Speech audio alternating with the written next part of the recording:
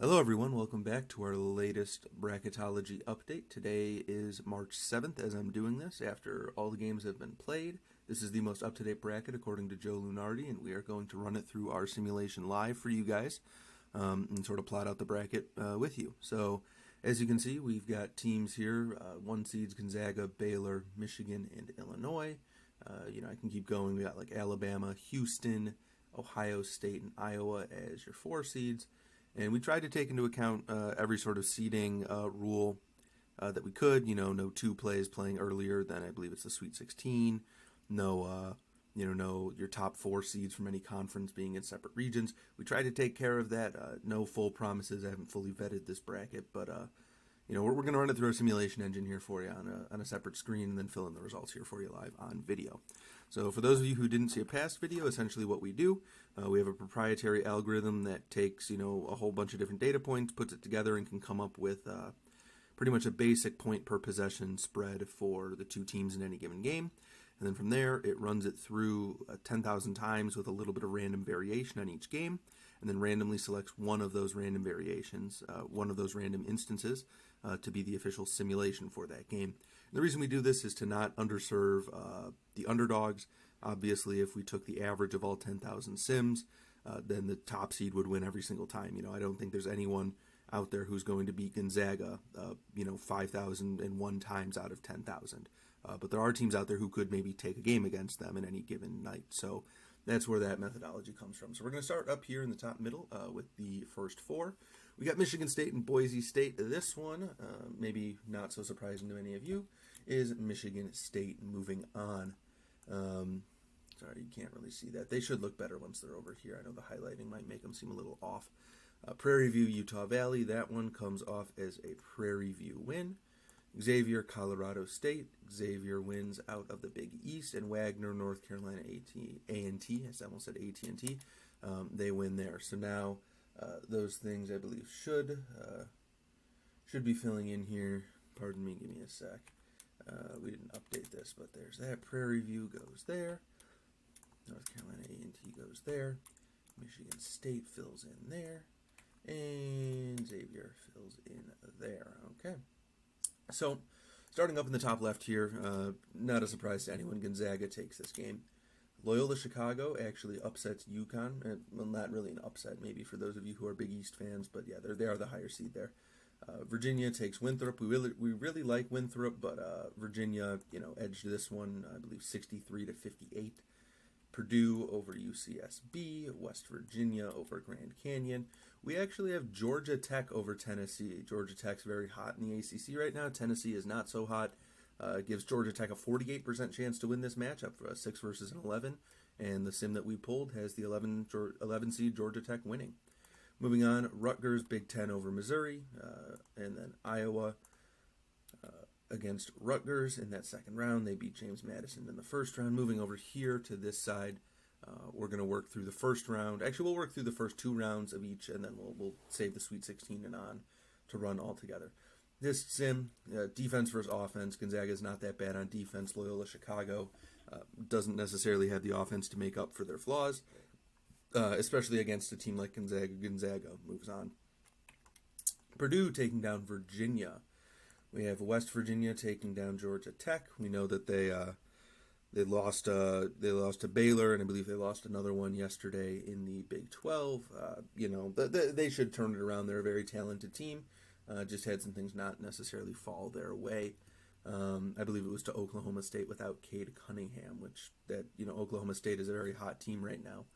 They're sort of on our second tier of Final Four contenders, which we'll be releasing videos on that throughout the week. Moving on here, Iowa takes down Rutgers. So that's that first region. We'll go over here to the Baylor region. We'll also send out this video later this week. Don't take any 16 seeds over 1 seed. It happened once, doesn't mean it's going to happen again. It's never really a smart choice to take a 16 seed, or even a 15 seed for that matter. It could happen, but it's never really a smart choice. Here we have Florida beating Maryland. We actually really like Florida out of the SEC. Our algorithm seems to really like them. Creighton moving on over Toledo. They're a good 5 seed. Toledo is a 12 seed. Might not make it. This is our first upset of the entire tournament. Oklahoma State, as much as we like them, Western Kentucky has Charles Bassey. And Oklahoma State, they're an on and off team, they really are.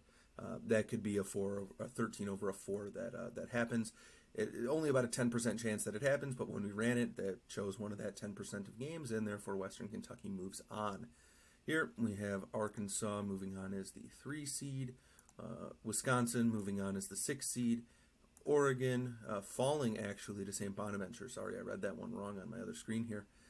St. Bonaventure out of the A10 beats Oregon in the opening round 10 over a 7, and Ohio State as the 2 seed moves on. Now second round here, we have Baylor. We have, let me look here. This game, okay, it has Creighton winning, okay. However, it does give Western Kentucky a 66% chance to win this matchup. That being said, the simulation that our thing pulled randomly was one of the 33% that Creighton took, and I was looking at the column that showed that Western Kentucky does have a 66% chance to win. So if you're looking for a team to take a little deeper into the tournament, maybe to the Sweet 16, Western Kentucky is not such a bad option, especially if things play out in such a way that they are in this area of the bracket. Here, Arkansas moving on over Wisconsin. They're a very good team. You'll actually see a surprising upset here. I might have just spoiled it, but we have Ohio State moving on over St. Bonaventure. So we have over here on this side of the bracket? We have a 1, a 4, a 3, and a 2. So 1, 2, 3, 4 straight up. Here we have a 1, a 5, a 2, and a 3. So nothing too major here. There's theory out there that says taking 1, 2, 3, and 4 all the way around in the Sweet 16, although it probably will never be correct, isn't necessarily such a bad idea because your odds of being maybe not chalk, but having the right 4 in there are higher than any other 4. So there's a theory that says that, and I'm not sure I subscribe to that personally, but the algorithm seems to be a pretty top-heavy thing going forward right now. Over here in the Illinois region, I'm not giving them names because I know they're not really doing East, Midwest, West, and South this year because everything's in Indy. So Illinois, having been in Indy the week before for the Big Ten tournament that's upcoming this week, will handle Texas State maybe by 40 points, right? Our thing says average margin of victory 37, so should be a cakewalk for them. Obviously, knock on wood, nothing's ever too certain. And this one, UCLA out of the Pac-12 actually has a good showing, upsets Virginia Tech. Moving on, Colorado. This is if Drake gets that, gets the Final Four at-large bid, obviously. They lost the Missouri Valley tournament to Loyola Chicago, who, as you can see, is up top in that top left region as an 8 seed. And it might be a shame because they were such a good team this year. And I think if they had another chance earlier in the season with a little more out-of-conference scheduling, I think they would be in the tournament. It's really going to come down to see how they fit on the bubble. I'm not so sure they'll get in, but if you ask my personal opinion on this, I think what are they 25-4 now, maybe 25-5 or 20-5. A team like that should get in over an 11-13 Duke or something like that. Obviously, I know there's the argument of strength of schedule and strength of opponent. I like seeing winning teams in March Madness, and as storied as Duke is, I don't think they're going to have a winning record this year. I don't think they're even, I don't think a team with a sub 500 record gets in, especially even an in-conference sub 500 record. But again, I'm not the committee. I am just one person in their opinion. But the bracket you're seeing here is not my opinion. It's the algorithm, so what do I know? Anyways, Texas moving on over Liberty. From there, Florida State over Navy. And we actually have Xavier upsetting USC. So if you can see, the Pac-12 team that made it through UCLA is not USC, the higher-seeded one. For those of you who know, first 4 teams, especially on the, the at-large side, with like where we have Michigan State and Xavier right now, that would definitely be, it's something to look out for because I think it's something like 80% of the time one of them makes it through as the 11-6 upset. So always something to look out for. Is that 6-11, where the 11 is the at-large. I know this year it might be the 12 over the 5s that are at-large, but then again, that would be where you look for your 5-12 upsets or with those first 4, candidates at the 11 or 12 line. Moving on, North Carolina over San Diego State. We like San Diego State, but North Carolina put on a show against Duke. We think that they have the ability to make a semi-deep run, maybe 1 or 2 games in, depending. on where they get seated, and then Alabama over Cleveland State. We like Cleveland State, but it's Alabama. I mean, we can't really pick over them. Algorithm gives them a 14-point win in that game over Cleveland State, so close, but in terms of a 2 versus a 15, but still no cigar for Cleveland State. Illinois tops UCLA. Texas beats Colorado by 2 in the game that was chosen for the sim. Florida State takes Xavier. Am I reading this correct? Let me read over on this line. Sorry, the spreadsheet here isn't exactly... No, okay, Florida State had a 74% chance to win this game, and that's where I was reading, but the 26-ish% chance is actually with the sim that Xavier was chosen. So Xavier moves on, and Alabama moves on over North Carolina. I could see North Carolina springing that upset. Alabama is a very interesting team. You pretty much have to choose whether to guard them at the 3-point line or take away the paint and hope that they have a cold shooting night. As North Carolina is a very good offensive rebounding team, I'm not really sure how Alabama is on the defensive end. I just know that their offense is very efficient, being one of the top, at the rim attacking offenses as well as one of the top 3-point offenses. So they're hard to stop, but they are definitely susceptible to a cold night. Our algorithm doesn't have that, but if that were to be the matchup, maybe that's a 7/2 that you take. Maybe not. Maybe I'm just speaking out of nowhere here. But North Carolina looking up at the end of the season right now. We'll see how they do in the ACC tournament, and maybe they can shift themselves off that 10 line. I know there was discussion after their win against Duke that they might have shifted to the 9, which would be worse for them because then you end up playing a 1 seed in the second round. So I think they'd rather take their shot at a 2 than a 1. But and that's the semantics of a bracket, right? So moving over to the Michigan region. Sorry, I was on a little bit of a tangent there. Michigan, obviously, number 1 seed moving on. Clemson, we like Clemson, even though LSU is very high. I mean, this is a quintessential question of offense versus defense. LSU, one of the most high-powered offenses, and Clemson, one of the most high-powered defenses. This will be one of the best games to watch in the first round, in my opinion. I think if you're a March Madness fan and you're not looking for an upset, you're just looking for a good game to watch, this would be the place to look because you have 2 totally different styles of basketball clashing, and you'll see who comes out on top. Algorithm has Clemson by 2. They have it at 74-72 for Clemson, which would be you believe it or not, 72 is a very low-scoring game for this LSU offense. So, and Clemson letting up 72 points is also high for them. Moving on, we have Texas Tech moving on. We have Kansas. Now, you might think what I said about our seeding issue, that this wouldn't be allowed to happen. You're right, it probably wouldn't. I'm realizing now that there are 2 play and that probably wouldn't be allowed to happen. But at the time that we checked it, I probably wasn't looking for the 2 play issue there.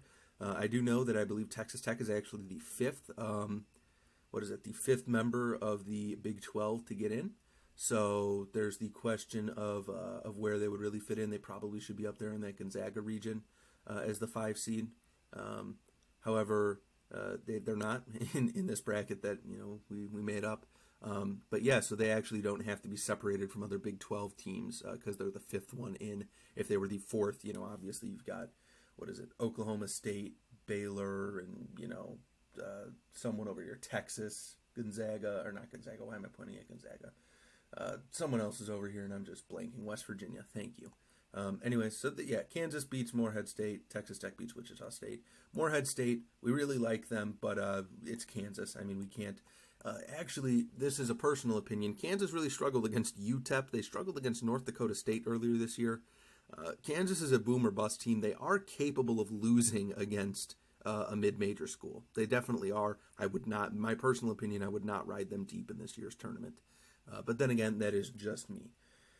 Here we go, Villanova versus UNC Greensboro. We take Villanova, even though they're probably not going to go much farther. They're injured, very unfortunate for them. And then we actually have Michigan State taking down Oklahoma. This is a very hypothetical pick. The algorithm right now really likes Michigan State because of their strength of schedule over the past 4 games. Illinois, Ohio State, Michigan, and Michigan, all top 7 teams in the nation.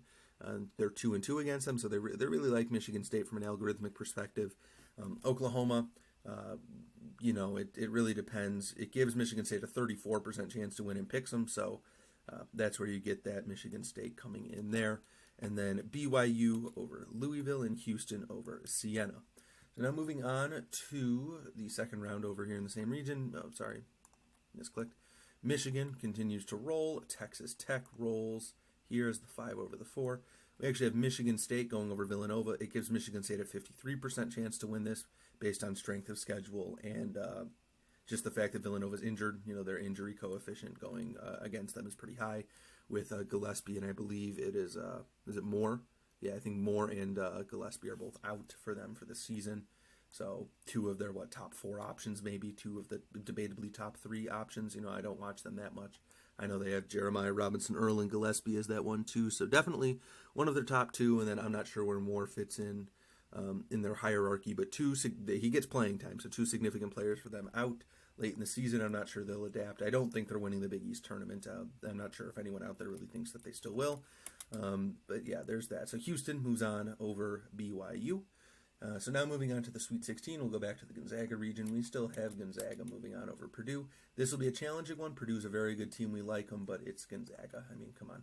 We have West Virginia over Iowa for the sole reason that Iowa, Bohannon, I believe, was it? Or was it Wieskamp? I don't remember. I saw the tweet from Andy Katz earlier today that they went out of their game against Wisconsin with an injury. I'm not sure on the update on that yet. We ran this one after that injury, so that injury is considered an out for them right now in terms of this bracket, and that seems to be what did it. 1.5 point victory for West Virginia in that one. Moving down here, Illinois takes down Texas, and Alabama takes down Xavier. Up here, Baylor over Creighton. We actually have Arkansas over Ohio State. Ohio State, they hung in there with Michigan. They hung in there with Illinois. We just think that they've gone cold at the wrong times when it comes to the big-time moments. They haven't proven themselves, in my opinion, yet. Down the stretch in those games, they've gone ice cold. And Arkansas, a very good team, I think a little underrated out of the SEC. I think the SEC as a whole is underrated this year, but you'll see I have two of their teams actually making the Elite Eight. So that's... Maybe we don't have them as underrated as other people do. Here, Michigan taking down Texas Tech and setting up a very good matchup between Michigan and Houston. So what do we have here? We have a 1 seed, a 3 seed, a 1 seed, a 3 seed, a 1 seed, a 2 seed, and a 1 and a 2. So we do not have any super upset picks in the Elite Eight. That's to be expected maybe. But, obviously it's not likely. But then again, nothing here is probably going to be 100%. That's how brackets are. West Virginia versus Gonzaga, take Gonzaga. Illinois versus Alabama, Illinois, so you got 2 1 seeds there. Michigan, Houston, we actually take Houston. I think they have the biggest bust potential out of any 2 seed, but they also have the biggest boom potential. They're a good team. They've proven that they can lose against some teams like, Eastern Carolina, SMU, and Wichita State, I believe. I'm not wholly familiar with their schedule. I watched that Wichita State loss, and Wichita State's a very, very good team, so... We'll see how that shakes out. But right now in this simulation, algorithm has them in the Final Four and Baylor. So 3 1 seeds and a 2 seed. Now we'll start with this game over here because I think this is the less interesting one. Baylor versus Houston takes Baylor by I think 7 points. Yeah, 82. I have to do math because it gives it to me in 10th point down to the 10th point, so I have to do a little bit of math. But yes, about 7 points. And Gonzaga, Illinois, this is debatably, I think you have 3 teams right now really vying for that national championship, and it is Gonzaga, Baylor, and Illinois.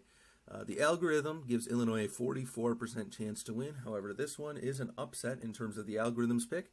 It did choose one of those 44 outcomes, or 44% of outcomes. It's really 4,400-ish, rounding outcomes. So Illinois versus Baylor, the rematch. And I don't really have a place to pick this, but the winner of March Madness when we simulate this game is Illinois. So let me go ahead and fill that in for you here. Illinois actually takes that game by 1 point, 84 to 83, a very high-scoring affair. We know that Baylor beat them earlier in the year. That was when Baylor was very, very hot, the consensus number 2 team in the nation, and I think they still are the consensus number 2.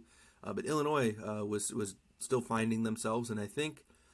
this is not the algorithm speaking right now. This is me in terms of trying to explain what the algorithm put here.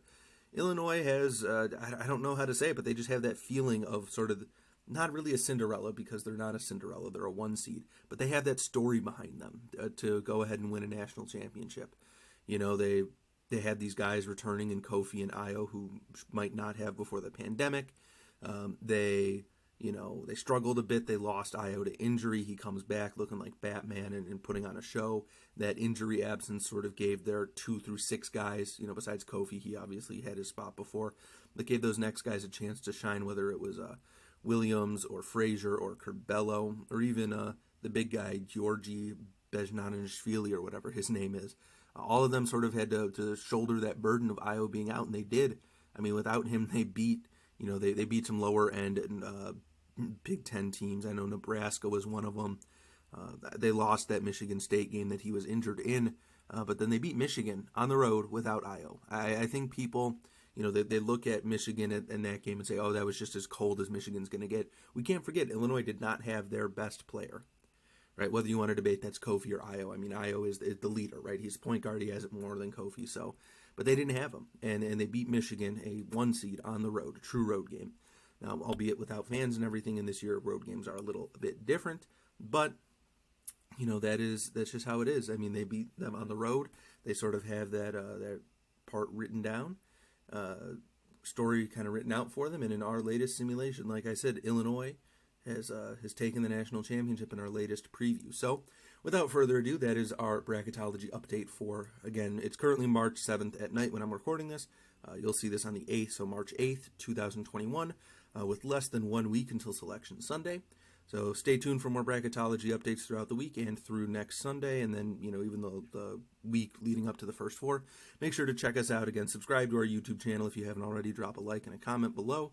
Check us out on Instagram and Twitter, Hoop Power Analytics, for your best betting and college basketball needs. Again, my name's been Rob, and we hope you tune in for the next one.